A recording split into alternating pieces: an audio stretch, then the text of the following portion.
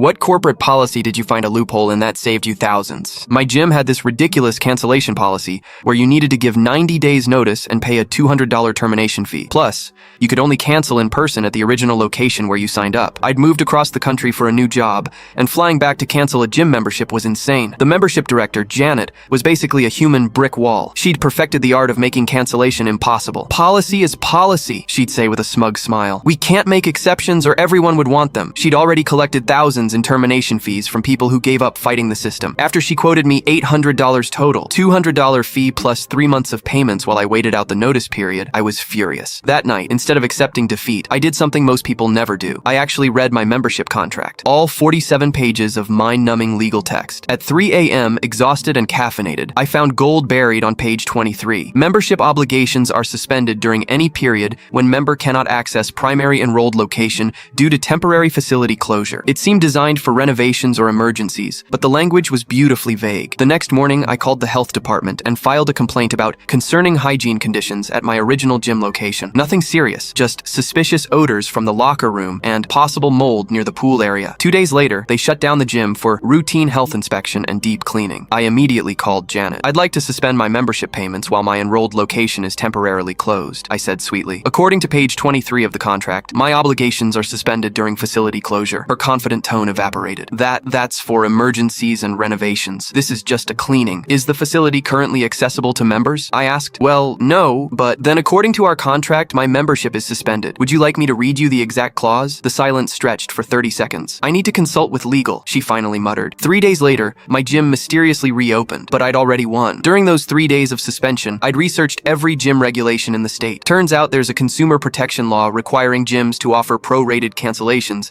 if they change their hours by more than 20% in any given month. My original location had quietly reduced their weekend hours by 6 hours total, exactly 22% of their previous schedule. I called Janet back, armed with this information. I'm exercising my right to immediate prorated cancellation under State Regulation 42.7, I announced.